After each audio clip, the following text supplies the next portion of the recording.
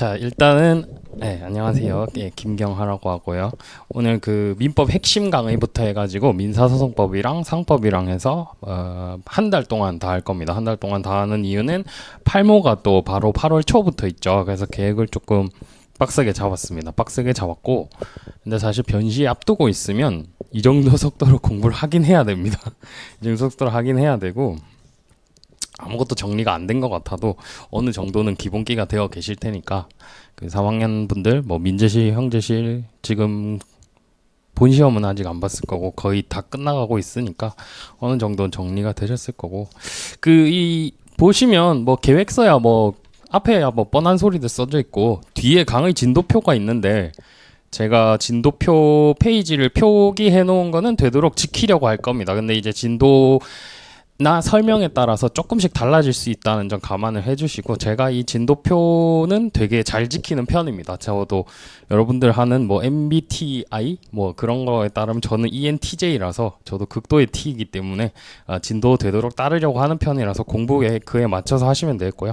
그 보면 제가 별표를 쳐놓은 게 몇 개 있는데, 변제자 대위랑 상계, 변제자 대위 변시에 나온 적이 없긴 한데 상계는 뭐 항상 나오고 있죠. 이 중요한 것들 좀 쳐놓은 게 있고, 그다음 채권자 대위랑 채권자 취소가 좀 중요한 판례들이 좀 많이 있습니다. 용모에는 이미 채권자 취소권과 관련해서 395조 전보배상 청구할 수 있는지 이미 나왔긴 한데 그거 말고도 있고요. 대위소송 같은 경우에도 채권 양도와 관련해서 좀 중요한 것들이 있어가지고 요것도 정리를 해야 되고, 그 다음에 밑에 보시면 해제권 같은 경우에는 요 근래 많이 출제가 안 되기도 했지만 해제와 관련한 판례들이 법행이나 다른 데서 많이 나왔습니다. 그래서 해제도 조금 보셔야 될 것 같고, 임대차는 판례가 무진장 많이 나왔습니다. 그래서 임대차도 또 나올 때가 되지 않았나. 기록에 뭐 임대차 항상 나오지만, 그 다음 취득시효, 제가 작년에 맨날 취득시효 나올 거다 했는데 변시에 취득시효가 나오긴 했는데 그래도 취득시효는 일단 기본이니까 중요하고, 그리고 여기에는 빠져있는데 소멸시효도 저는 요번에 나올 것 같아요. 그래서 소멸시효도 조금 중요합니다. 소멸시효도 판례가 많기 때문에.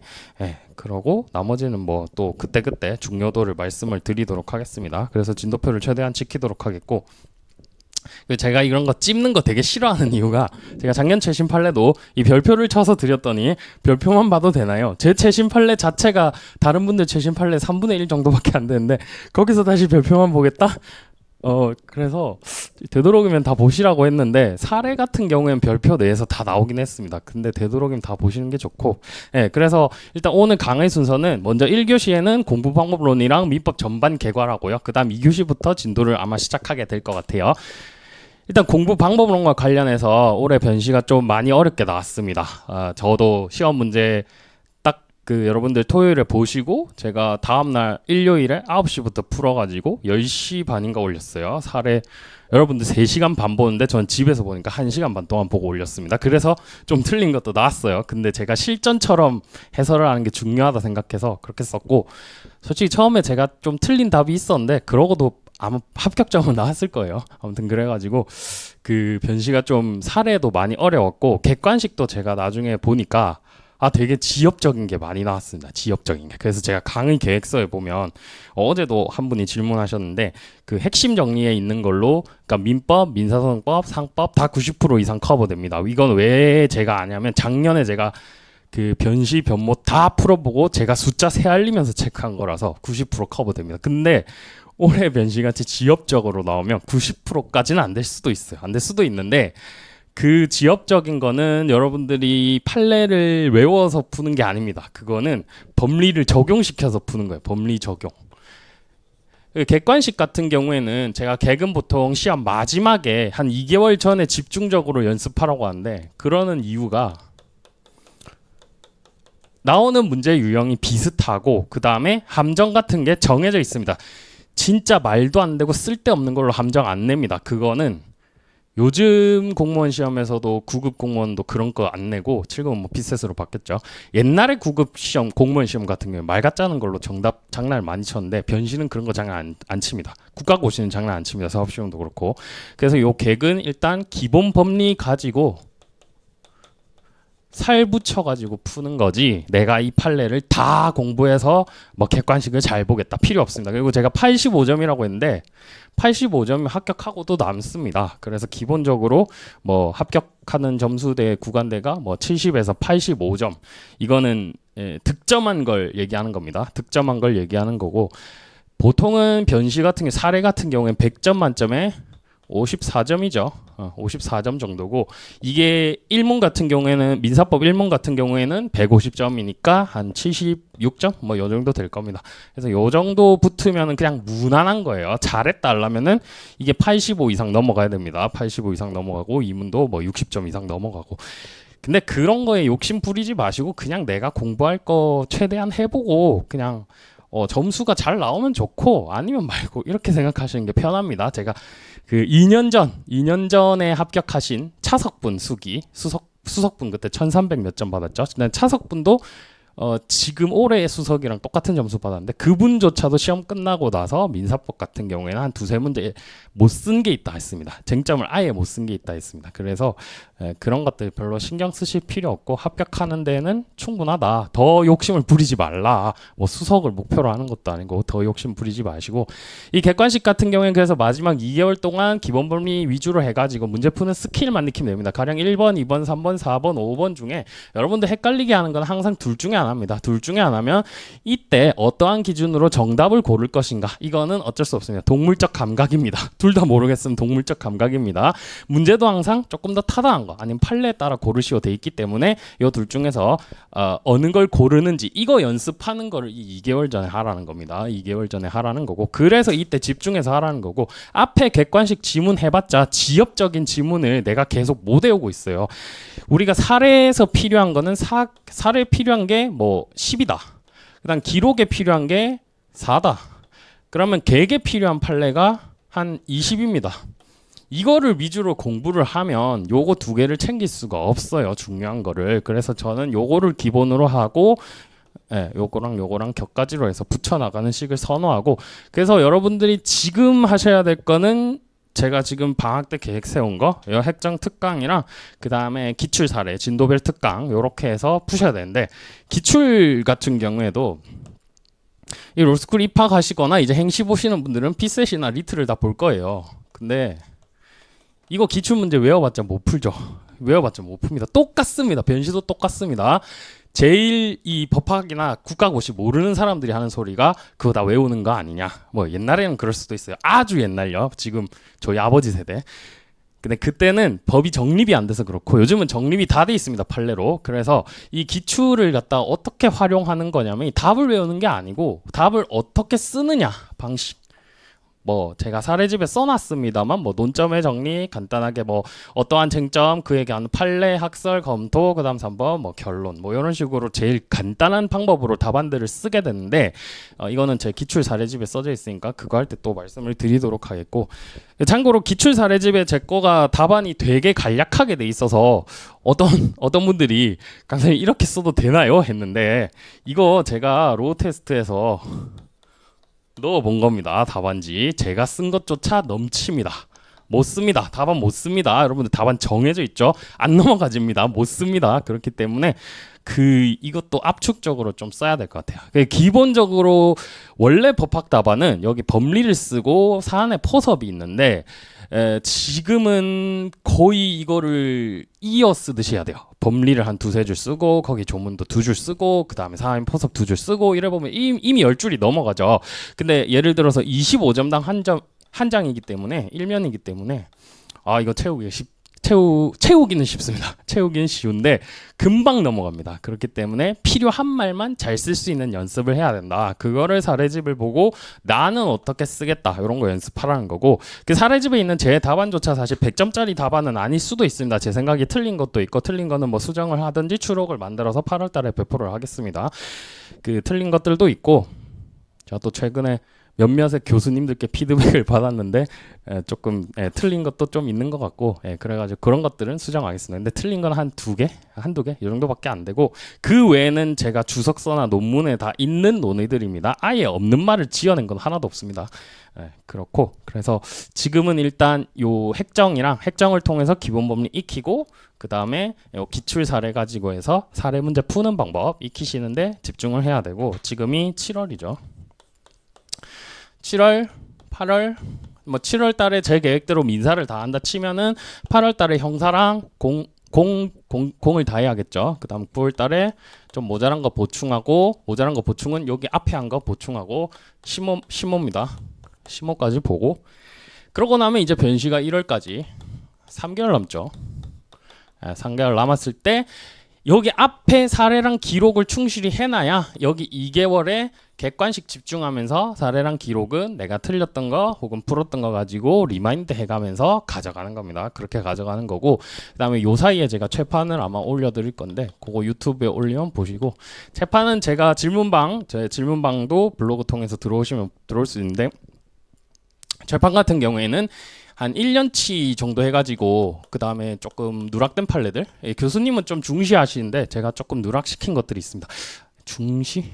교수님 책들에는 실려 있는데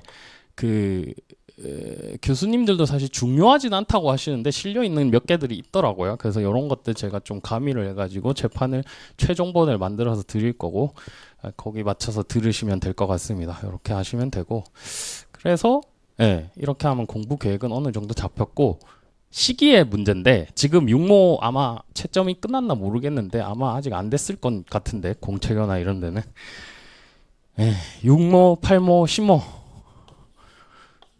중요하긴 한데 여기서 최상위 찍었으면 그냥 변시 합격이 보장됐다 이런 마음의 안도감 정도인 거고 여기서 점수가 떨어지셔도 상관없습니다. 제가 작년 기준으로 작년 말고 재작년 작년은 근데 강의 들으신 분들이 거의 상위권 분들이 많으셔서 가지고 사실은 재작년 분들 중에 요때 책을 아예 제 책으로 갈아버리고 변시까지 아예 하셔가지고 합격하신 분이 있는데 이분도 원래 모의고사 점수가 되게 낮았어요. 690점이었나? 근데 변시는 숫자가 거꾸로 됐습니다. 이렇게 해서 3개월 만에 올렸습니다. 그래서 할 수 있습니다. 할 수 있고 작년에도 제가 강의하면서 12월 달에 저한테 살려달라고 하지 말라고 했는데 한 분이 12월 달에 좀 도와달라고 해서 이제 제가 다 지도할 수는 없고 약간 공부 이렇게 하시라 계획을 짜드린 게 있었어요. 그래서 거기 맞춰서 숙제 같은 거 검사만 하고 이게 민법까지는 하셨거든요. 근데 형법이랑 공법을 안 하시더라고. 근데 변시를 딱 쳤는데 민사는 3개 다 이 합격점이 나왔습니다. 근데 이거 2개 딱 안 하신 거 요게 떨어졌어요. 그래가지고 지금 다시 하셔야 되는데 이게 조금 안타까워요. 이게 한 달 전인데도 되죠. 이때 제가 뭐 특별한 거 아닙니다. 그냥 기출 5개년 제가 보통 마지막에 기출 5개년 변모 3개년 근데 3개년 하면 9개죠. 이게 좀 많아요. 그래서 근데 이게 공부가 중간 이상급이면 요걸 푸신 게 의미가 있는데 공부가 만약에 많이 떨어지면 요것만 제대로 푸셔도 됩니다. 요것만 제대로 푸셔도 되고 변시가 최근 문제들이 저는 물론 기출집에 변시는 전개년에 실었습니다만 최근 문제들이 유형이 살짝씩 달라집니다. 여러분들도 느끼실 거예요. 옛날 문제랑 풀면 일단 1회부터 5회까지 살짝 문제가 다릅니다. 통 문제가 많이 나오고 이때만 하더라도 약간 사법시험에 영향이 있어서 그런지 민사에서도 학설 문제가 굉장히 많고 물론 민소나 상법 같은 경우에는 지금도 학설 문제 나오긴 합니다만 그 다음에 6회, 10회 여기도 문제 구성이 약간 오락가락합니다. 지금의 형태는 11회 이후 한 5년치 정도라고 보시면 되는데 지금의 형태는 어떤 형태냐면 기초적 사실관계가 있고 이에 관한 질문을 한 다음에 한 문제만 붙어 있습니다.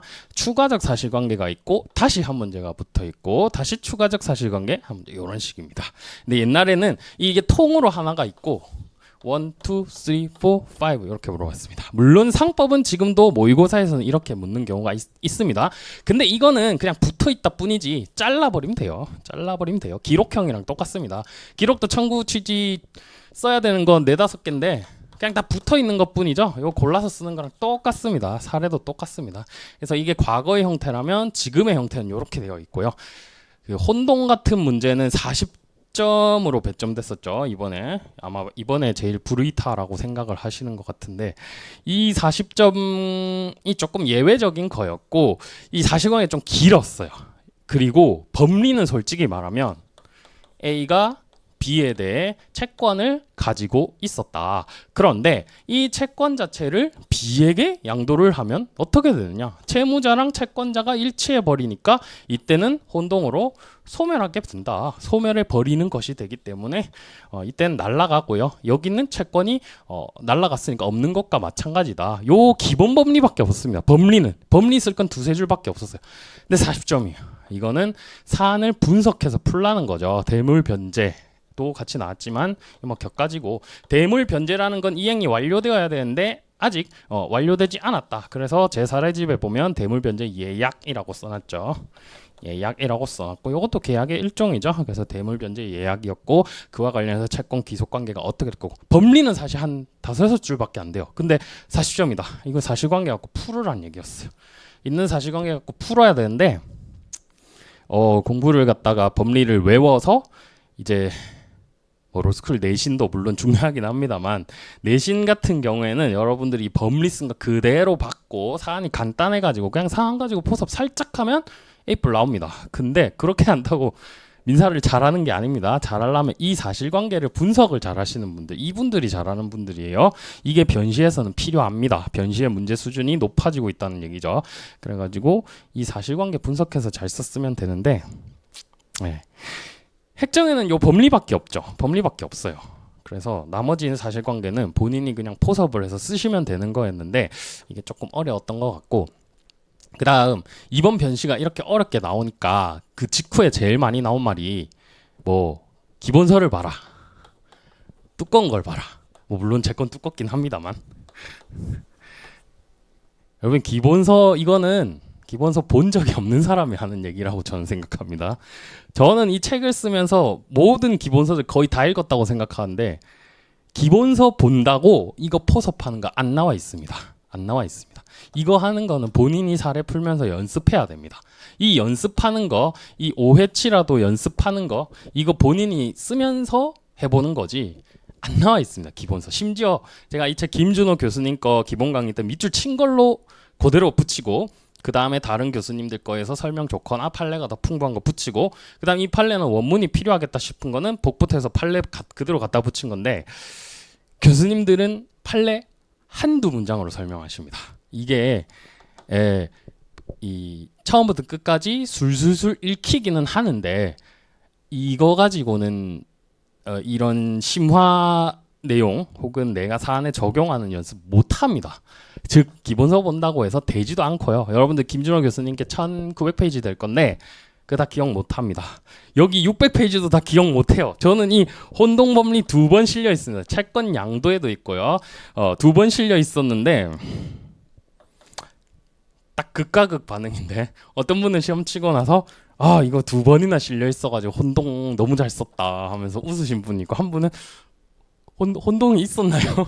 이러셔가지고 혼동 2번이나 있었고 재판에도 있었습니다. 재판에도 있었고 사실관계는 제가 안 써놨는데 그게 조금 아쉽긴 한데 그래서 이번에 사실관계도 조금 많이 써두려고 하고 있고 그래서 이게 똑같은 책을 봐도 제 책이 600페이지밖에 안 되죠. 근데 어떤 분은 다 보고 이거 나올 거다.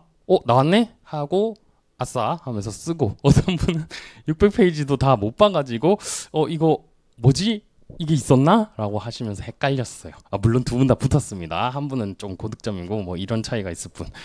그래가지고 같은 책을 보더라도 이게 활용하는 거에서 차이가 좀 있어서 심지어 저도 조금 좀 재밌는 소리일 수도 있는데 저도 기출문제집을 이게 제가 풀어보고 다시 이제 다른 분들 답안이랑도 비교해보고 하거든요. 모르는 건 교수님께도 물어보고 근데 제가 풀 때도 이거 내 책에 있었나?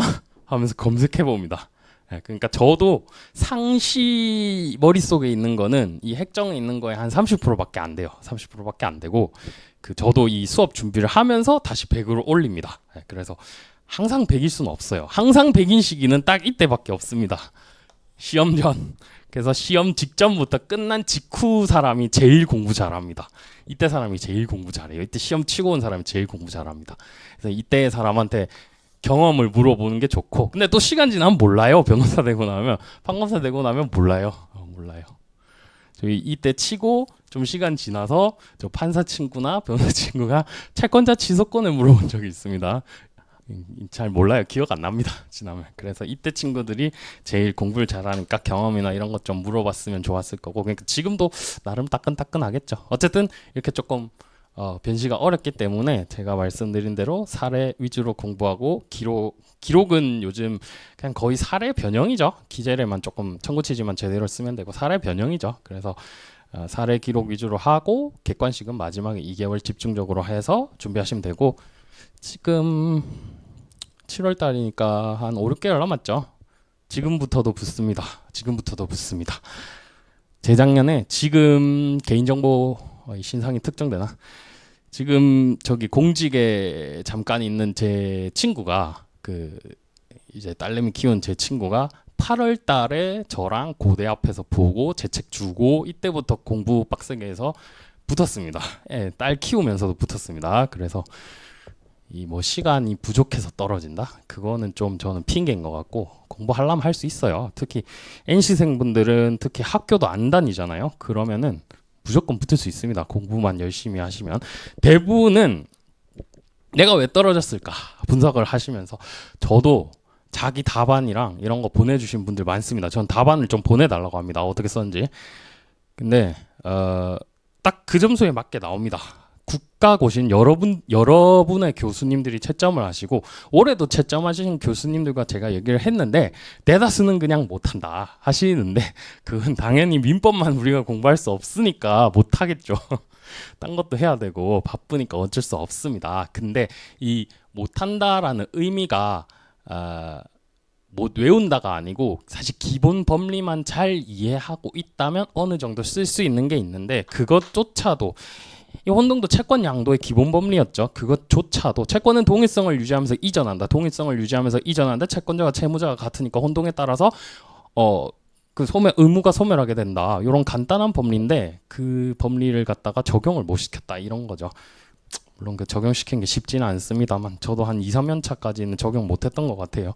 그게 쉽지는 않습니다만, 아무튼 그래서 기본 법리 위주로 저는 그냥 공부를 하시고, 기본서나 뭐 두꺼운 게 중요한 게 아니라 여러분들이 스스로 적용하고 법리를 체화하는 과정이 중요하다. 예, 그렇게 그냥 말씀을 드리고 싶고요. 공부 방법에는 사실 여러 가지가 있어서 지금 제가 말하는 것이 정답은 아니긴 한데 그 좀 잘 맞춰서 하시면 좋긴 합니다. 분필이 자꾸 떨어지는데. 그러고 공부 방법론은 이쯤하고 민법 전반을 개괄하겠다 했는데, 이거는 무슨 내용 할 거냐면 우리 민법 핵심 정리 1페이지부터 있는 청구원인과 항변 정리입니다. 이거 제가 상당히 요건사실론이랑 최진수 교수님 요건사실론이랑 사호연수원 요건사실론이랑 2018년도 거 나름 열심히 정리를 한 건데 아마 거의 다 안 보실 것 같아. 예, 거의 다 안 보실 것 같아요. 여기다가 이제 지금 청구 원인만 들어가 있는데 기재례를 하나씩 좀 써야 되나 싶기도 한데, 예, 이걸로 개괄을 할 건데, 우리가 민사를 배우는 목적, 혹은 이런 민사와 관련한 소송을 하고자 하는 목적, 제가 민사소송법 할 때 늘 말하는데 목적은 두 개입니다. 하나는 돈 달라, 하나는 내 물건 달라. 부동산도 포함. 돈 달라, 물건을 달라. 두 개인데, 이 돈 달라, 물건을 달라라는 게 하는 게 청구고 소송물이죠. 그리고 우리는 청구 취지에 이걸 쓰죠. 돈 같은 경우에는 B는 A에게 금 1억 원을 뭐 지급하라, 뭐 이런 식으로 쓰고, 그 다음에 뭐 X 부동산을 인도하라, 혹은 뭐 Y 건물을 철거하고 X 부동산을 인도하라, 그 다음 뭐 가집행할 수 있다, 뭐 그런 거 쓰죠. 이런 것들 청구가 나오는 게 답니다. 나오는 게 단데, 이 돈 달라는 거는 다양한 원인이 있을 수가 있겠죠. 돈 달라는 거는 매매 대금일 수도 있고, 대출금일 수도 있고, 보증금일 수도 있고, 뭐 여러 가지 사유가 있겠습니다만 이 청구 원인 사실들은 다 뭐죠? 왜 매매가 발생했지? 왜 대출이 발생했지? 왜 보증금이 발생했지? 다 계약입니다. 그래서 계약법이라고 하죠. 다 계약에서 발생해서 계약이다. 그 다음에 물건을 달라. 이것도 종류가 다양할 수 있겠습니다만 먼저 계약에 따른 것일 수도 있겠죠. 매매 계약에 기해서 그럴 수도 있고 혹은 임대차일 수도 있고 여기도 임대차 들어갈 수 있겠고요. 그 다음에 계약에 관해서 발생하는 게 있고 그 다음에 내 소유 물건인데 네가 왜 침범했지? 라고 하면서 하는 물권적 청구, 즉 소유권에 기한 청구 이런 것들이 또 하나 있습니다. 요게 물권법이죠. 요게 물권법이고 크게 요 두 가지 청구하는 겁니다. 계약에 관한 청구, 물건에 관한 청구. 그래서 우리가 청구 원인 사실을 나눠서 물론 정리를 하지만 여기는 뭐를 입증하면 보통 청구 권한이 인정돼요? 매매계약 체결 사실. 임대차 계약 같은 경우에도 임대차 계약 체결 사실.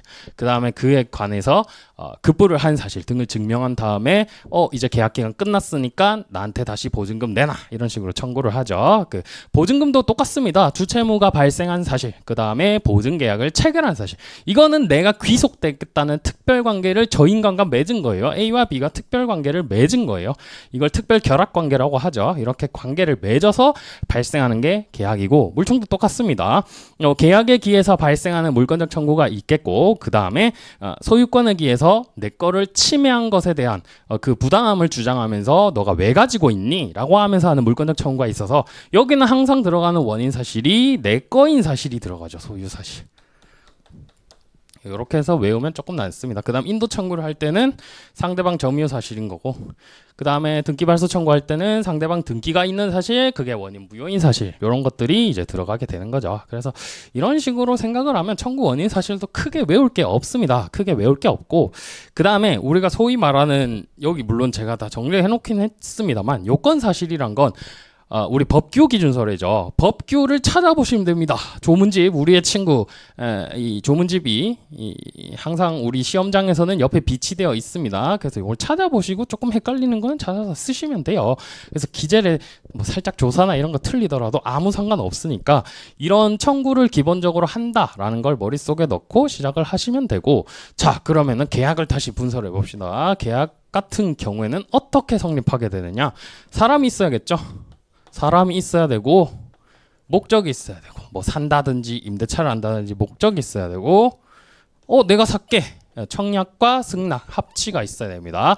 그래서 당사자 목적 의사표시 이게 어디 들어가요? 이게 총칙에 들어가죠. 제일 앞부분 총칙에 들어. 결국 계약법에서 나온 겁니다. 그래서 우리 양창수 교수님은 계약법을 1권으로 교과서를 쓰셨죠. 그래서 당사자 목적 의사표시가 들어가고 당사자 목적 의사표시에 따라 계약이 성립했습니다. 계약이 성립했으면 이 계약이 유효한지 무효인지도 따져야 되고 이것도 총칙에 있고요. 유효한지 무효인지 뭐 103조라든지 104조라든지 이런 걸 검토하는 과정을 거치고 그 다음 이 의사표시가 제대로 되었는지와 관련해서 의사표시 하자가 있는지 없는지를 판단하는 게 107조 착오부터 해서 비진의 의사표시부터 해가지고 통정허위 표시 그 다음에 착오 그 다음 사기강박 이런 친구들이 나오죠. 의사표시가 나오고 그 다음 111조부터 의사표시의 도달 문제가 나옵니다. 그러면 이 의사표시가 언제 도착해서 계약이 성립한 건데 성립 시점을 결정하는 기준이 되는 문제가 나오고 그 다음에 나오는 게 약간 이 계약 성립에 있어서 특수한 형태라고 할 수 있는데 당사자가 직접 가서 하는 게 아니라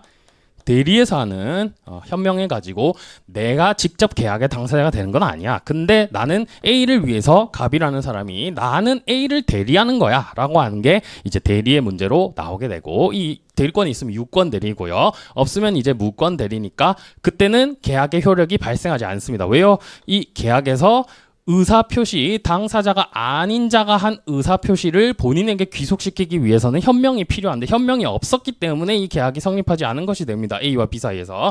근데 마치 외관상 성립한 것처럼 봐주는 거 이게 표현대리죠. 그래서 표현대리로 봐주는 것들이 125조, 126조, 129조에 있고요. 이 표현 대리가 성립하지 않는다면 궁극적으로 B는 A가 아닌 갑 이놈에게 그럼 네가 책임져라. 행위자 책임의 원칙이 그대로 135조에 규정이 된 것이죠. 무권 대리인의 책임을 물을 수 있도록 되어 있습니다. 그래서 이 특수한 과정 대리라는 게 하나 등장하고 총칙에서 제일 처음에 중요한 건 요 대리가 하나 등장하고 그 다음에 이 계약이 이제 성립했다. 이것도 지금 성립의 문제였죠. 아까 당사자 목적 의사표시 성립했다. 그럼 계약에 기한 권리 의무가 발생할 겁니다. 자, 그러면 이 권리에 대해서 총칙에서 살펴보는 게 뭐냐면 뭐 조건부 권리라든지 기한 등 부관이 붙은 권리가 언제 발생하는지의 문제고요. 이 권리가 발생했다면 그럼 언제까지 행사할 수 있지? 제가 권리 있다고 해서 100년이고 뭐 1000년이고 행사할 수 있으면 말이 안 되죠. 그래서 그와 관련해서 이 인간이 행사를 하지 않고 있다. 그러면은 얘는 행사하지 않고자 하는 의사가 있는 게 아닐까? 라고 하면서 우리 민법이 정해놓은 게 소멸시효라는 게 있습니다. 쟤는 10년간 행사하지 않고 있는데 권리 행사를 인정하는 게 합당할까? 그렇지 않다라고 하면서 사실관계를 높여보호하자. 지금 행사하지 않고 있는 사실관계를 보호하자. 이게 소멸시효입니다. 그래서 우리 판례는 사실관계를 높여보호하자니까 소멸시효의 효과에 대해서 절대적 소멸서를 취하고 있으면서도 항변을 해야 된다라고 해서 좀 이상한 태도를 보이고 있습니다. 이상한 태도를 보이고 있어서 최근 판례 중에요. 시효 중에 절대적으로 소멸한 사안이 있거든요. 근데 변론주의에서 주장을 안 한 사안이 있어요. 근데 우리 최근 판례가 이거 소멸시효 완성에 따라 권리 소멸된 것으로 본다라고 한 것이 있습니다. 그래서 우리 판례는 분명히 절대적 소멸설입니다. 근데 변론주의를 조금 가미해서 판단해주고 있는 입장이다. 이렇게 이해가 되고, 자, 이 민총 끝났죠. 민총 끝났고 이제 채권에 기한 계약에 기한 권리 의무를 다시 살펴보는데 이 권리를 자 A의 B에 대한 권리를 채권이라고 하죠. 채권은 사람에 대한 권리입니다. 물권은 물건에 대한 권리고요. 그래서 채권법에서는 이제 처음부터 이 사람에 대한 이 채권을 어떻게 행사해서 어떻게 그 채권의 급부 변제를 받아서 만족을 얻어올 것이냐, 이와 관련한 문제들이 나오는데 여기서 제일 기본적인 건 당연히 변제겠죠. 뭐 돈 같은 경우에는 변제겠죠. 혹은 급부의 이행, 이런 것들을 하면은 채권이 결국 실현됐으니까 뭐 구체적인 예시가 하나 있으면 좋을 것 같으니까 A가 B에게 돈을 빌려줬다. 그럼 A의 궁극적인 목표는 돈을 돌려받는 것이겠죠. 이 변제가 있으면 됩니다. 이게 제일 기본적인 건데 안 하니까 문제죠. 현실 사회에서 안 하니까 문제입니다. 안 하니까 A 입장에서는 수단을 강구해야 돼요. 직접 돈을 받으면 제일 좋지만 돈을 못 받기 때문에 나도 너한테 받을 거 있는데 해버리는 게 상계 제일 좋은데 안 하니까 얘를 하는 거고, 얘가 그래서 판례에서 많이 나오죠. 나도 받을 거 있다, 상계. 자, 그 다음에 A가 B한테 또 돈을 받기 위한 방법들이 있습니다. A가 B에 대해서 권한을 얻어서, 권한은 그냥 판결문이랑 똑같다라고 보시면 됩니다. A가 B에 대한 판결문을 얻어서 집행을 하는 방법이 있는데, B가 가진 뭐 재산이라든지 혹은 B가 가진 뭐 건물이라든지 혹은 C에 대한 또 다른 채권이라든지 이런 것들을 이 친구가 행사하는 방법이 있습니다. 어떻게 행사하냐? 부동산 같은 경우에는 얘가 집행권한이 있죠. 집행권한 피보전 권리가 있고, 이거 집행권한을 삼아가지고 건물에 대해서 압류를 신청해 버리면 됩니다. 제가 일단 압류라고 했죠. 이 소송을 제기했는데 아직 판결문을 얻기 전에 건물에 대해서 하는 거, 이건 가압류죠. 가압류고, 그 다음 먼저 판결문을 얻고 하는 게 압류입니다. 압류를 걸고 그러면 건물은 이제 경매 절차로 넘어가게 되고, 이걸 통해서 돈을 받을 수 있게 되는 거고요. 그 다음에 B가 C에 대해 가진 채권이 있다면 역시 A는 이 판결문을 가지고 압류를 거는 겁니다. 아직 판결문이 없다면 가압류를 걸어야겠죠. 얘한테 재산이 뭐가 있는지 찾아보고 재산 명시 신청을 한 다음에 채권이 있는데요 라고 하면 여기 가압류를 걸어두는 겁니다. 근데 가압류가 있는 채권도 뭐 양도될 수 있다, 이런 구체적인 법리는 그때 가서 보고, 이 채권에 대해서 압류, 그 다음에 추심은 나한테 직접 돈을 달라라는 거고요. 그 다음 전부 명령, 채권 양도랑 똑같은 거죠. 이 채권 자체를 나한테 양도시키겠다. 채권은 권면액만큼만 양도시키겠다가 되고요. 뭐 이런 구체적인 건 들어가서 보겠고, 가장 좋은 집행 방법은 이 압류, 추심, 전부라든지 경매, 물건을 넘기는 게 제일 좋겠죠. 사실 부동산이 제일 좋습니다. 채권은 이것도 결국 C한테 받아야 되는 거니까 C가 안 줄 수도 있어요. 그리고 지금도 보면은 뭐 빚을 탕감해준다 이런 정책들이 많이 실현되고 실제로 파산법이라는 게 굉장히 많이 이용이 되죠. 그래가지고 이 채권은 사실 받기가 힘들어요. 그래서 옛날부터도 뭐 보증서 주지 말라, 그냥 돈 빌려주지 말라, 그게 사실 최고고, 드라마 같은 데서 보면 채무자가 진짜 불쌍하고 채권자는 항상 나쁜 놈으로 나오는데 실제는 채권자가 더 불쌍한 경우가 많습니다. 이게 그런 게 아니라 아닌 게 아니라 우리 도급, 우리 지금 부동산도 중요하죠. 집을 갖다가 사고 싶어 합니다. 이거 어떻게 사죠? 개인이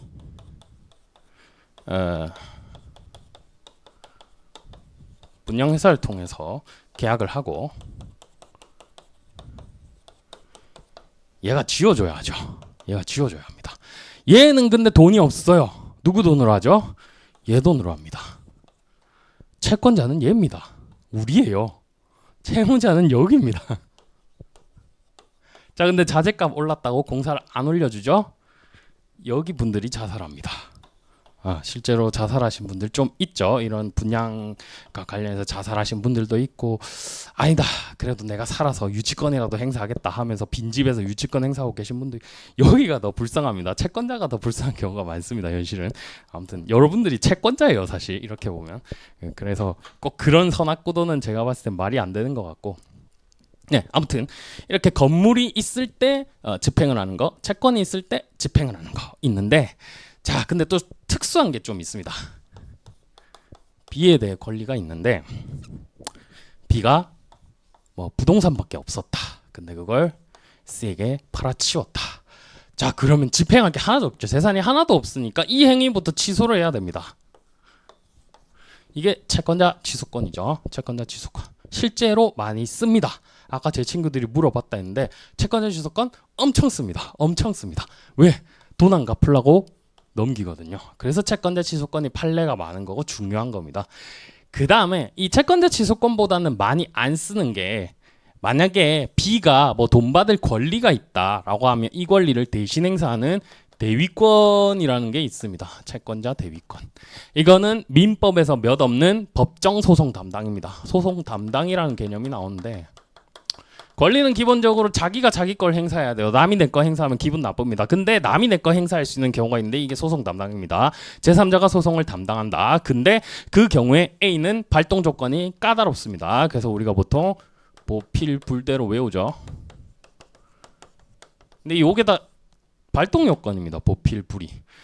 A가 B 거를 대신 행사할 수 있기 위한 발동 요건이고, 본안은 이 B의 C에 대한 권리 요거죠. 그래서 이건 발동 요건이 굉장히 까다로운 소송 담당과 관련한 거라서, 대위 소송은 이 채취나 저기 집행법만큼 많이 쓰이진 않지만 그래도 판례가 많으니까 중요합니다. 과거부터 축적된 건들이 있으니까 뭐 돈 받을 방법이 없으면 대위권이라도 행사해야 되니까.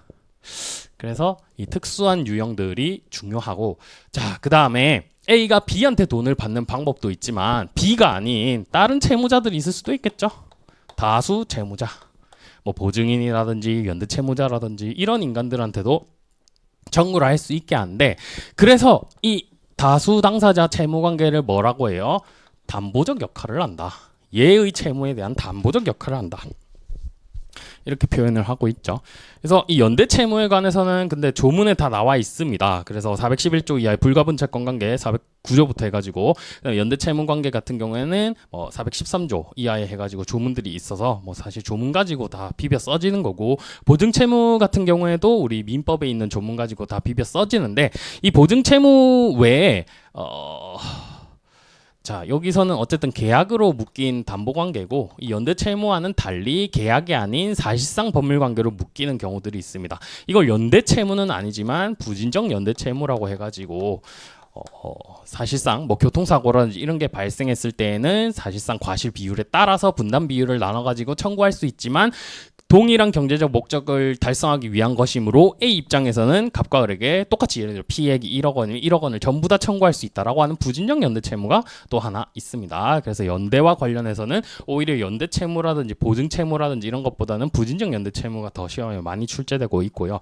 우리 최근 모의고사 중에 제가 좀 중요하다고 생각하는 게 그 23년도 건데, 제가 중요하다고 생각하는 것들은 과거 모의고사라도 그 이번에 하는 사례 거기서 다 냈습니다. 민법은 최근 판례까지 많이 했어요. 25년도 5월 판례까지 냈으니까. 근데 저는 제가 창작 안 합니다. 사실관계 가지고 내기 때문에 사실관계에다가 그냥 A랑 B랑 넣어서만 내기 때문에 제가 창작하면 틀릴 수도 있어서 제가 창작 안 합니다. 사실관계 가지고 하고. 그래서 이 민법 같은 경우에는 건물을 원시적으로 건설한 사람, 여기 땅의 소유자가 A가 있고 B가 원시적으로 무단으로 뭐 지은 사람이다 하면 얘가 당연히 부당이득 반환 채무 지는데, 이 B가 건물을 C에게 넘겼을 때 이 사람이 근데 등기는 아직 이전받지 못했을 때 사실상 처분권자일 때 여기도 청구할 수 있다. 이때 둘은 부진적 연대 채무 관계에 있다. 이게 조금 중요한 법리라고 여겨집니다. 그래서 이것과 관련해서 부진적 연대 채무, 그 다음에 외측설까지 연결해서 나올 수가 있고, 이게 상당히 중요하다고 생각하고, 이 채권법 같은 경우에는 이렇게 해서 결과적으로 돈을 어떻게 받아내느냐, 그 과정에서 이 집행법 내용도 나오니까 여러분들이 민사집행법도 공부를 하셔야 되고, 이게 저가 법대 초반 사실을 처음 칠 때만 해도 이 집행법이나 형법에서 특별형법 있죠, 안 나왔거든요. 근데 제가 본격 볼 때부터 나왔어요. 그래서 공부량이 늘어났어요. 그리고 여러분들의 공부량은 더 늘어나고 있죠. 그래가지고 조금 갈수록 뭐가 늘어나고 있는 것 같은데, 채권법은 이렇고, 그 다음에 이제 물권법 부동산에 관한 권리인데, 이때는 우리가 제일 먼저 하는 게 당연히 물권법이니까 소유권이 뭔지에 대해서 배웁니다.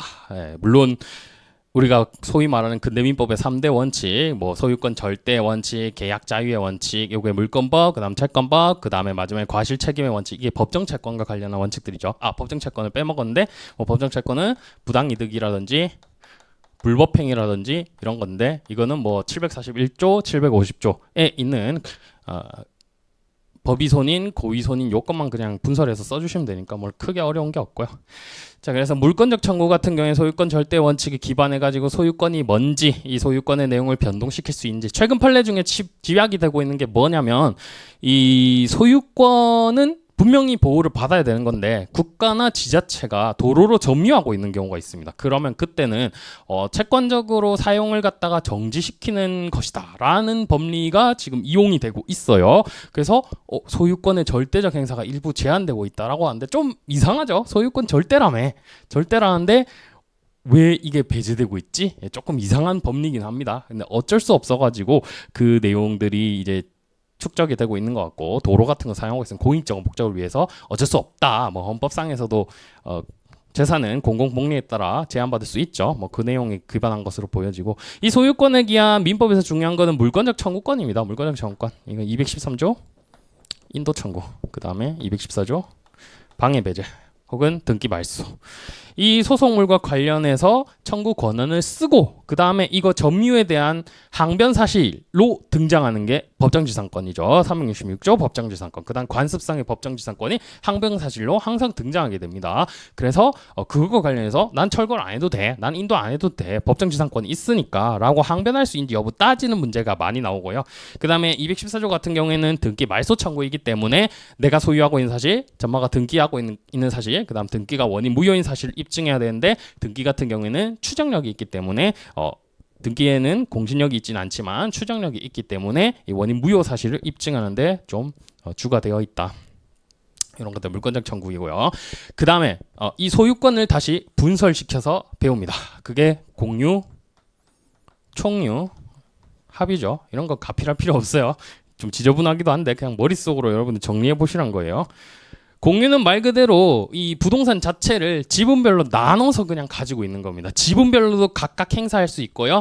아니면 전체 토지에 대해서도 공유권자로서도 권리를 행사할 수도 있고, 총유란 건 나누어져 있지는 않습니다. 그냥 다 같이 행사하는 건데, 이것과 관련한 거는 비법인 사단에 관련되는 법률관계, 이거는 또 민법 총칙 부분에서 보니까 좀 이따가 보도록 하겠고, 그다음 합의 같은 경우에는 우리 채권 강론의 조합이 제일 대표적인 합의 관계인데, 이것도 역시 뭐 많이 나오진 않죠. 이거는 조합과 법인과의 구별, 그런 것들이 좀 중요한데, 민사소송에서도 당사 능력과 관련해서 중요한데, 이건 뭐 그때 가서 보도록 하겠고, 소유관계가 이제 나뉘고, 그 다음에 또 소유권의 특수한 형태가 하나 있습니다. 분명히 A 건데 A 명의로 등기가 안 돼 있고 B 명의로 돼 있는 게 있죠. 명의 신탁입니다. 명의를 B 명의로 맡겨놨다. 사실은 A 건데 과거에는 허용이 되다가 김영삼 정부 때 IMF 터지고 뭐 하면서 금융실명제 등과 함께 이 부동산도 실명제가 시행돼 가지고 B가 가진 거 A한테 다시 돌려줘야 된다. 그래서 과거에는 신탁적 소유권 이전설이라고 해서 A의 소유지만 명의만 B 걸로 돼 있다라고 하는 법리를 인정했는데, 지금은 부동산 실명법이 1995년 7월 1일부터 해서 유예기간을 두고 시행이 돼가지고 지금은 이런 거 허용 안 되고 전부 다 본명의로 돌아가야 되죠. 이것과 관련한 법리도 그때 가서 보도록 하겠고, 명의신탁, 그 다음에 소유권 했고, 그 다음 용익물권에서 지상권, 지역권, 전세권인데, 지상권 같은 경우에는 아까 말했듯이 법정지상권이라든지 366조라든지 관법지 이런 것들이 중요하고요. 지역권은 안 중요합니다. 지상권, 지역권이 안 중요하게 된 가장 큰 이유는 이 지상권, 지역권이라는 게 임대차라는 계약으로 대체됐기 때문입니다. 그래서 지상권, 지역권도 많이 안 나오고, 전세권도 마찬가지긴 한데 이 최근 판례 중에 통정 허위 표시 법리랑요, 몇 가지 중요한 것들이 있습니다. 그 다음 전세권 내에 저당권이 설정됐을 때 상계의 문제 등 중요한 것들이 있으니까 그와 관련한 중요한 것들만 정리하시면 되고, 그 외 소유권 외에 중요한 거는 담보물권입니다. 사실 담보물권이고, 유치권, 질권, 저당권인데 담보물권 다 중요합니다. 저 때만 하더라도, 제가 처음 공부할 때만 하더라도 얘는 거의 가르치는 강사님도 없었어요. 근데 질권도 좀 중요하고, 질권도 좀 요즘 판례 법리에 뭐 질권에다가 저당권을 부기등기 하면은 이 저당권에도 질권에 영향을 미치느냐 이런 것 관련한 문제들이 조금 있고요. 유치권도 최근 판례가 좀 많아요. 그래서 저 유치권도 아까 빼먹은 것 같은데 유치권도 중요하다고 생각합니다. 저당권은 뭐 항상 중요하고, 그 중에서도 지금 나오고 있는 게 공동저당이라든지 누적적 근저당이라든지 이런 것들이 좀 나오니까 그 개념들은 다 정리하실 필요가 있습니다. 그래서 여기까지 하면은 우리가 지금 민법 다 봤죠. 민법 다 봤고, 재산법과 관련된 건 다 봤고, 그러고 자 이제 가족법을 봐야 되는데, 여기까지는 아마 다 이해가 되실 거예요.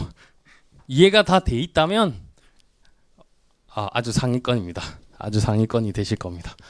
그래서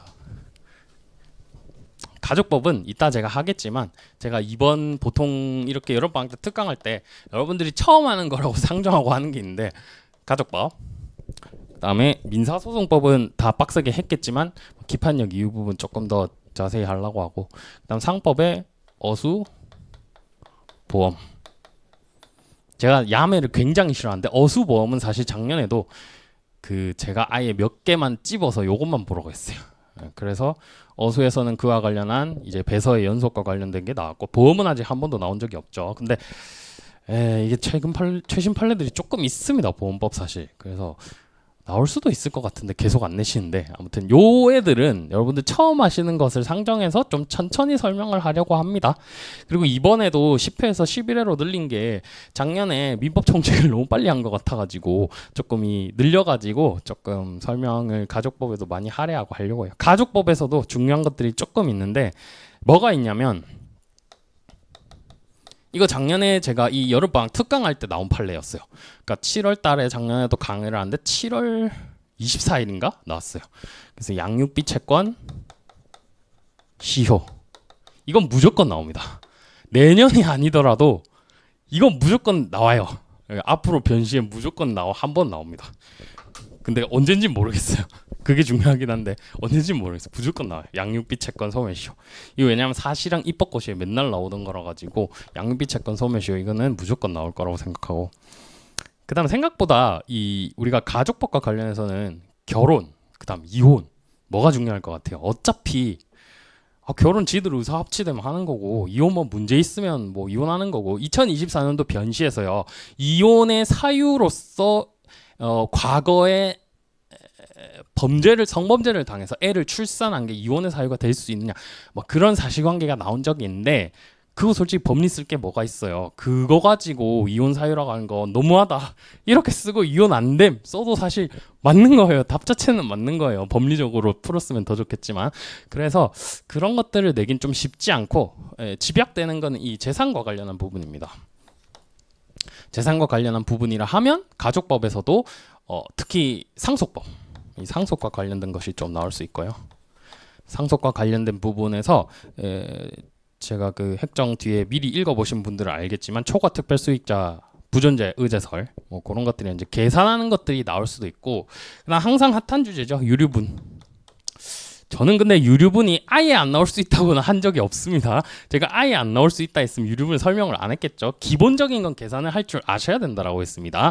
유류분에서 지금 헌법불합치 그 다음에 위헌으로 날려버린 내용들이 뭐냐면, 형제자매 같은 경우엔 유류분을 가지는 게 맞느냐 요거랑, 그 다음 기여분이랑 관계에서 이거 어떻게 계산할 건데 그거 좀 모르겠다, 이거 두 개밖에 없습니다.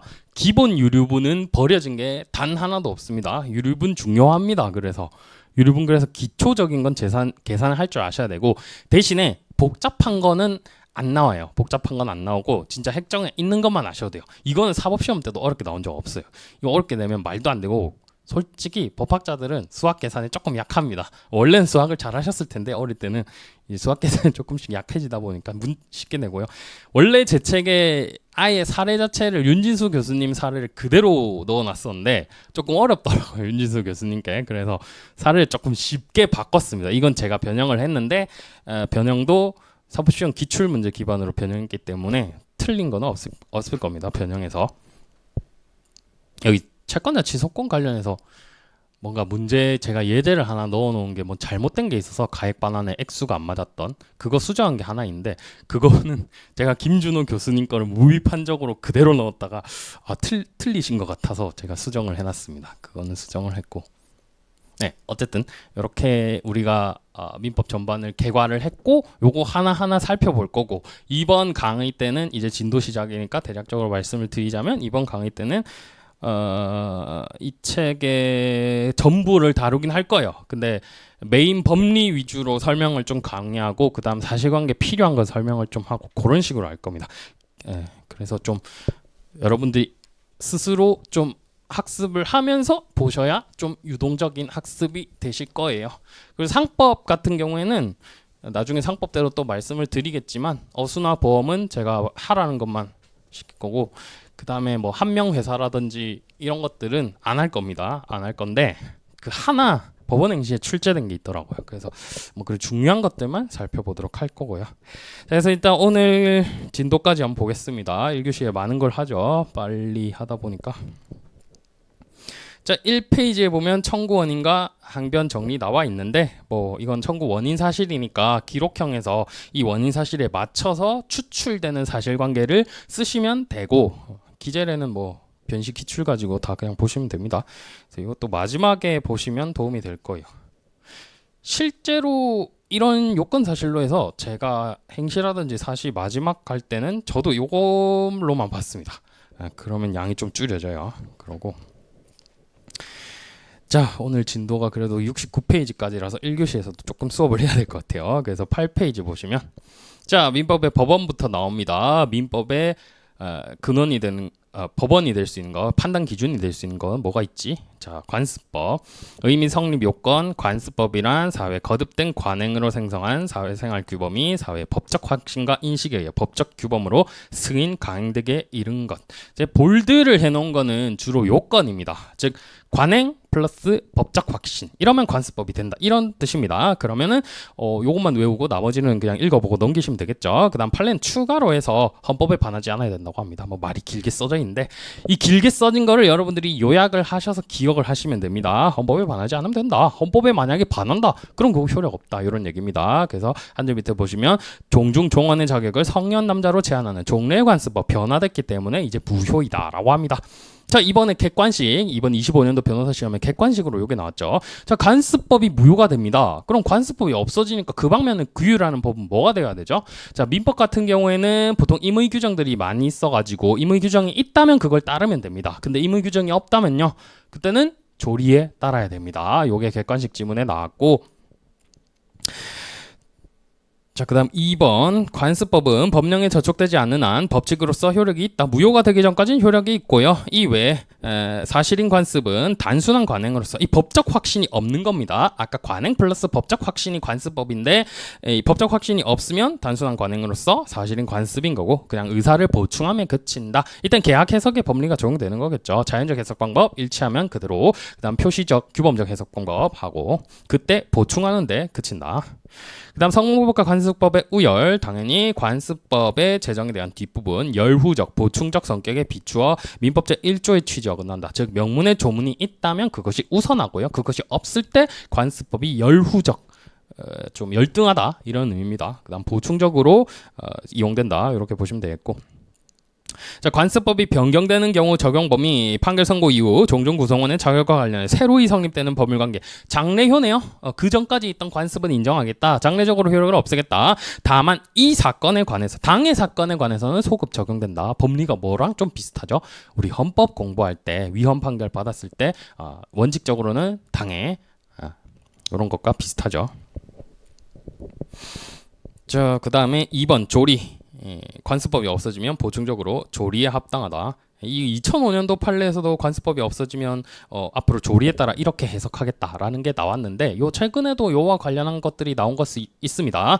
그게 제사주제자죠. 제사주제자 같은 경우에는 이제 남녀 구별 없이 제일 나이 많은 사람이 챙기는 게 맞다. 그게 조리에 따라 합당하다. 그런 내용이 있었습니다. 자, 그래서 관습법 간단히 보시면 되고 신의 성질의 원칙, 신의 칙 교수님들이 싫어하시고 저도 뭐 이게 법이 맞나 싶긴 한 것들이 있습니다. 신의 성실, 신의에 맞춰 성실하게 권리 의무를 이행해야 된다. 좀 법안 같죠? 법안 같은데 여러분들은 이게 주장할 게 없으면 신의 칙이라도 주장해야 됩니다.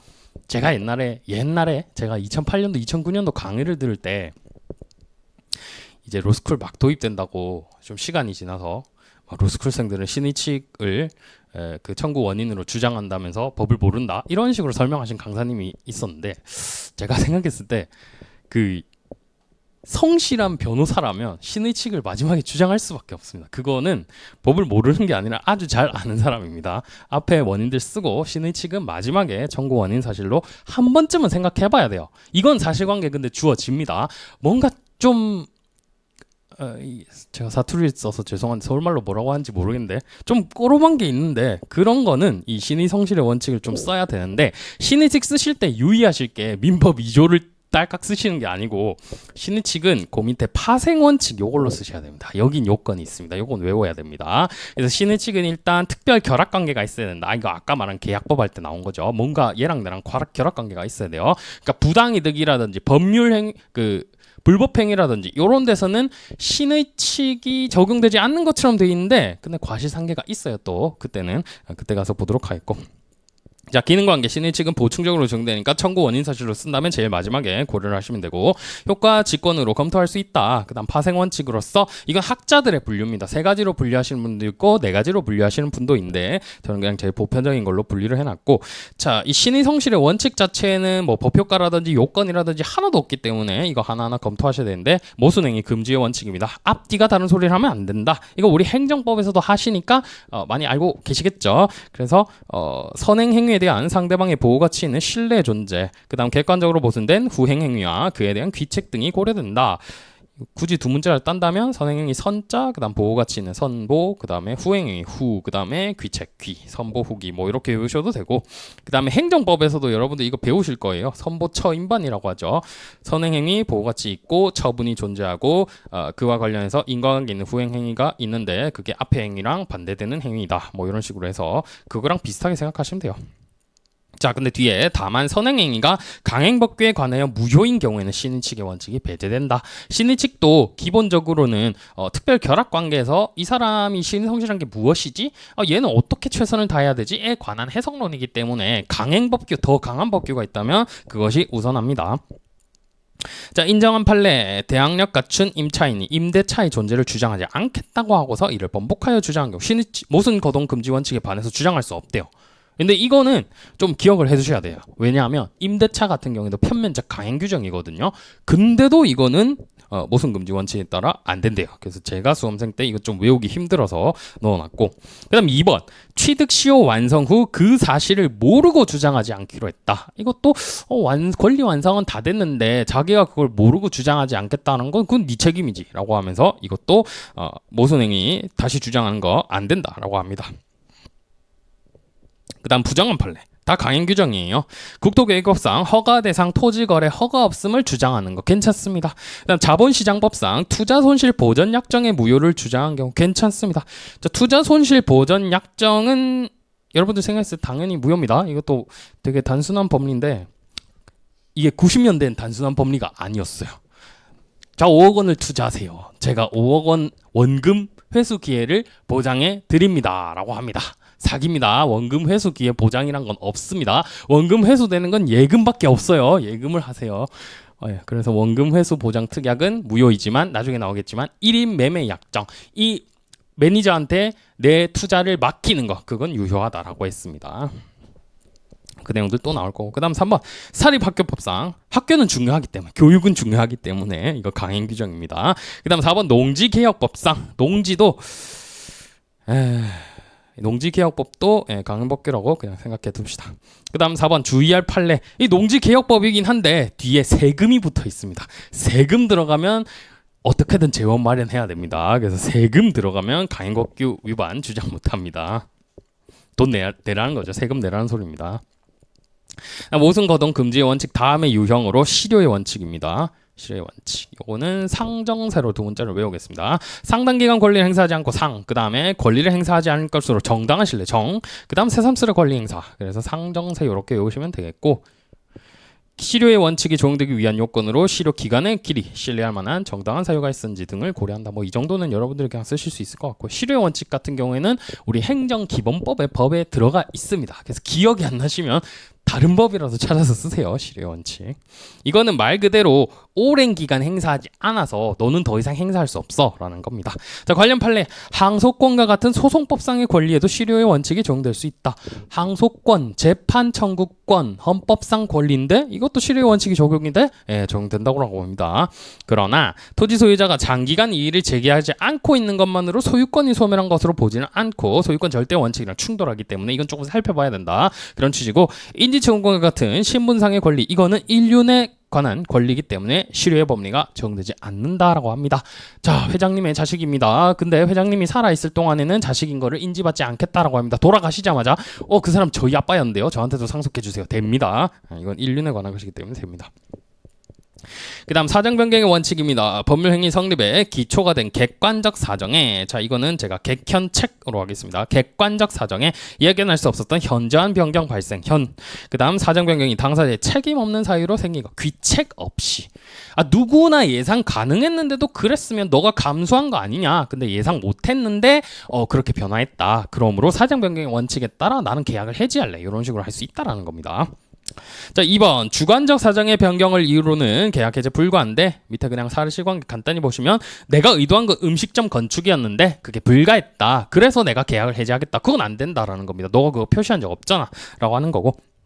그다음 3번 채무액이 불확정인 계속적 계약의 해지는 그래도 인정한다. 자, 회사 임원을 지위해서 부득이 회사와 제3자 간 거래, 회사 채무 보증인이 된 자가 퇴사했다면 나는 이제 퇴사해서 일반인인데 왜 보증을 줘야 되냐 이거죠. 이거는 충분히 가능합니다. 여러분들 임원이 높아 보이겠지만 여러분들도 뭐 회사에 들어가서 사내변화 하시다가 임원을 다실 수도 있고요. 임원 달았다고 해서 여러분들한테 뭐 다 책임지라고 하면 말이 안 되겠죠. 그래서 임원의 지위 물러났으면 보증계약 해지할 수 있다.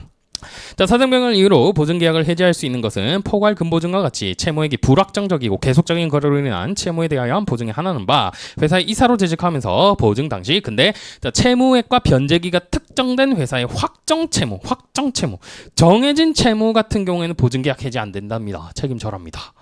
이건 너무 무섭죠. 96년도 판례인데 이때만 해더라도 보증을 마구 했나봐요. 여러분들 절대 하시지 마세요. 차라리 회사에서 나가시지. 자, 확정 채무에 대하여 보증을 했다면 책임져야 된답니다. 자, 그다음 권리 남용의 금지 원칙이 나옵니다. 자, 이것도 우리 민법 2조에는요 권리는 남용하지 못한다라고 돼 있습니다. 아무 요건과 효과가 규정되어 있지 않아요. 그래서 외우셔야 됩니다. 이런 것들을 외워야 되는데, 자, 주관적 요건, 권리 행사의 목적이 오직 상대방에게 고통을 주고 손해를 입히려는 데 있을 뿐 행사한 사람에게 아무런 이익이 없는 경우에 되고, 객관적으로는 그 권리 행사가 사회 질서에 위반된다고 볼 수 있어야 한다. 뭐 뻔한 소리긴 한데 주관적 객관적 요건을 요구하는구나, 그렇게 기억하시면 되겠고, 또 이 주관적 요건은 객관적 사정에 의해 추인할 수 있다. 근데 여러분들 이렇게 추인할 수 있는 요건과 관련해서 유의하셔야 될 게, 주관적 요건, 객관적 요건 쓰시고 객관적 요건을 검토한 다음에 그다음 객관적 요건의 사정에 비추어 주관적 요건은 추인할 수 있다. 이렇게 문서에서 써주셔야 됩니다. 주관적 요건이 인정되니까 객관적 요건이 인정되니까 바로 객관적 요건 주관적 요건 인정된다, 이런 식으로 포섭을 하시면 안 되고 다 나눠서 분석을 해주시고 포섭하라는 얘기입니다. 요 얘기는. 자, 판례에서 권리 남용이 문제된 사안은 대부분 물청과 관련한 것들이고요. 다음 효과는 법에 조문이 없습니다. 그런데 어떻게 해석하냐면 권리 행사를 전제로 하는 효과가 생기지 않는다. 즉 그 행사를 전제로 한 효과가 생기지 않으니까 무효라고 보고 있습니다. 이러한 권리 남용의 효과와는 별개로 권리 남용으로 인해 상대방에게 피해를 준 경우 제741조에 따른 부당이득 반환 책임이나 불법행위 책임은 질 수 있다. 이와 관련해서 제일 많이 나오는 게 뭐 송전선을, 토지 취득의 계약 없이 송전선을 건설했다가 나중에 부당이득을 반환해야 하는 경우가 있죠. 이런 것들과 관련한 판례들이 밑에 나오니까 그거 보시면 되고. 그런데 3번 주관적 요건 없이도 제도의 취지를 고려해서 객관적 요건만으로 판단한 것이 있는데, 자, 1번 소멸시효 완성, 이거 소멸시효 부분에 소멸시효의 남용과 관련한 요건이 써져 있습니다. 이 소멸시효 남용도 최근 판례들이 좀 많습니다. 그래서 소멸시효 남용 부분 좀 정리를 해두셔야 되고, 그 다음 2번 동시행 항변권의 행사, 이때는 주로 자기 채무의 이행만을 회피하기 위한 수단일 때 이때는 배척된다. 그다음 유치권, 강력한 권리입니다. 자, 한 줄 밑에 자기 채권의 우선적 만족을 위하여 일부러 유치권을 성립시킨 거예요. 자, 그럼 이거 정황만 봐도 유치권은 사실상 우선 변제권이 있다는 거 알고 있죠. 근저당권자가 있어도 내가 유치하고 있으면 저 인간이 돈을 못 받아간다 알고 있는데도 했으니까 이건 주관적 요건이 인정되는 것처럼 되는 겁니다. 그럼 4번 백화점이 부도 났는데 백화점이 발행한 약속어음의 가치가 현저히 하락한 사정을 잘 알면서 상계할 목적으로 백화점에 대하여 부담하는 보증금 반환 채무와 상계할 목적으로 약속어음 20장을 액면가의 40%에도 미치지 못하는 가격으로 할인 취득한 거, 이것도 상계와 관련한 겁니다. 이게 그래서 상계권의 남용으로 나오는 겁니다. 객관식 지문에 자주 나오죠. 그냥 상계권의 남용으로만 나오고 사실관계가 안 나와 있어서 제가 사실관계도 그냥 다 써놨습니다. 자, 그 다음 4번 권리남용을 긍정한 판례. 도로로 이용되고 있는 토지의 소유자 갑이 도로관리청인 을 지자체를 상대로 토지인들을 구한 경우 토지는 오래전부터 도로로 이용되고 있었고, 그래서 이거 달라고 하는 건 권리남용이래요. 도로로 공익적 목적을 인정해가지고 이거 소유권 행사를 일부 제약을 가하고 있죠. 아까 제가 말한 소유권 절대 원칙에 반하는 최근 판례의 태도들입니다. 최근 판례 태도들. 그래서 요것과 관련한 것도 중요하고, 그 다음 2번 외국에 이민을 가 있어. 이거 많이 아는 거죠. 이민을 가 있어. 주택에 입주해야 하는 급박한 사정이 없는 딸이 고령으로 지병을 앓고 있고 거처도 없는 아버지와 남동생을 상대로 너네 왜 우리 집에서 살고 있니? 나가! 하는 거, 이거 인륜에 반하는 행위로서 권리남용에 해당한다 본 게 있고요. 그 다음 3번 이 막 사실관계 읽어보시면 될 건데, 변전소의 철거와 토지의 인도만을 청구하는 게 누가 보더라도, 자, 거기 61,750가구 4인 가족이라고 해볼까요? 24만 명이 전기가 중단된대요. 근데 시가는 꼴랑 6억 원이고 변전소 새로 지금 164억 원이에요. 이거 거의 30배죠. 이런 거는 권리 남용이다. 그래서 권리 남용의 법리는요, 사실관계를 비교해야 돼요. 사실관계를 비교해야 되니까 잘 안 나오겠죠. 잘 안 나옵니다. 여러분들의 상식에 따른 판단은 누구나 할 수 있지 않을까? 잘 안 나옵니다. 대신 객관식 지문용으로 좀 정리해 두시고. 자, 근데 밑에 4번, 5번은 조금 중요합니다. 자, 확정 판결의 기한 집행. 확정 판결의 기한 집행. 집행문이라는 건 판결문이랑 그냥 동의어입니다. 동의어라고 보셔도 돼요. 집행문 그냥 붙이는데 그냥 그 누구나 다 붙일 수 있고요. 자, 집행이 권리남용에 해당하여 청구 이해소로 집행 배제를 구할 수 있는 정도다. 이거 개념 한번 보자고. 판결문. 자, 여기 법원 직원분들한테 말하면 여기 집행 말하는 것도 아니고 그냥 붙여줍니다.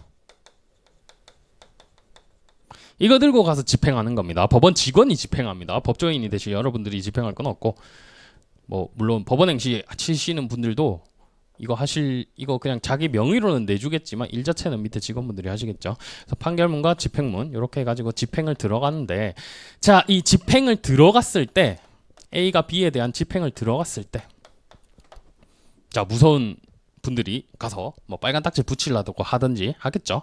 그때 이 사람이 저지할 수 있는 게 있습니다. 이게 청구 이의해소입니다.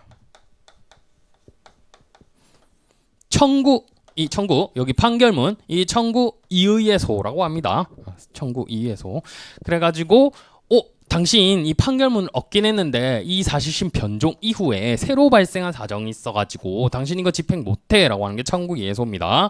자, 이 개념을 이해하고 권리 남용에 해당하여 청구 이의해소로 집행의 배제를 구할 수 있을 정도. 자, 그럼 청구 이의해소가 돼서 집행을 못한다라는 소리죠. 그 정도라면 그 판결금 채권에 기초한 다른 권리 행사, 예컨대 판결금 채권을 피보전 채권으로 하여 채권자 취소권이 묻으면 다 S급입니다. 채권자 취소권을 행사하는 것도 허용될 수 없답니다. 청구이해소로 청구이해소로 기판력을 배제하는 거거든요. 이걸 배제할 수 있을 정도면, 기판력 집행력을 배제할 수 있을 정도면 채권자 취소권도 행사 못한다라고 한 판례가 있습니다. 다음 5번. 어떤 토지가 개설 경위를 불문하고 일반 공중에 통행에 공용되는 도로, 즉 공로가 되면 그 부지의 소유권 행사는 제약받게 되며 이는 소유자가 수인하여야만 하는 재산권의 사회적 제약에 해당한다. 따라서 공로 부지의 소유자가 이를 점유 관리하는 지자체를 상대로 공로로 제공된 도로의 철거, 점유 이전 또는 통행 금지를 청구하는 것은 법 질서상 원칙적으로 허용될 수 없는 권리 남용이다. 그 경우 도로 지하 부분에 매설된 시설에 대한 철거 등 청구도 권리 남용이다. 이것도 1번 판례 연장이죠. 요 최근에 공공의 목적에 이용될 경우에는 소유권 절대 원칙이 일부 제약받을 수가 있다. 물권법에도 또 들어가 있습니다. 이 판례들은. 그 다음에 권리남용을 부정한 판례, 사실관계와 관련된 것들이라서 사례로 나올 일은 높지 않겠지만, 자, 토지 소유자가 상공에 송전선이 설치되어 있는 사정을 알면서 토지를 취득한 후 그때 동안 아무 얘기 안 하다가 13년이 지나 철거를 구하고 있는데, 자, 한전이 당초에 송전선 설치하면서 적법하게 그 상공에 공간 사용권을 취득하거나 손실을 보상하지 아니하여 송전선의 설치는 설치 당시부터 불법 점유라고 할 수 있으며 설치 후에도 적법한 사용권을 취득하려고 노력하였다거나 손실 보상 사실이 전혀 없다. 이 경우에 소유자의 송전선 철거 청구는 권리 남용에 해당하지 않는다라고 봤습니다. 아까 변전소 철거 청구는 권리 남용에 해당한다고 한 게 있잖아요. 자, 그 사실관계들 여러분들 잘 보시면 눈치 깔 수 있습니다. 좀 많은데 라고 하면 이거 권리 남용. 이거는 좀, 자, 보니까 이 소유자한테 불리한 사실은 제시가 안 돼 있을 거고 한전이 좀 너무한 사실이 제시돼 있을 겁니다. 13년 동안 단 한 푼도 안 줬다. 그러면 이 경우엔 권리남용에 해당하지 않아서 달라고 할 수 있다. 또 토지 소유자가 송전선이 설치된 토지를 농지로만 이용하였더라도 소유권 행사에 아무런 장애를 받지 않았다고 할 수 없고, 송전선이 설치되어 그 토지 상공에 대한 구분지상권에 상하는 임료 상당 손해를 입었으므로 한전은 이를 부당이득으로까지 반환해야 된다. 그때까지 사용료도 부당이득으로 반환해야 된다라고 본 판례입니다. 그 다음에 자연인의 권리 능력, 여기서부터는 한 10분 정도 쉬었다가 보도록 하겠습니다.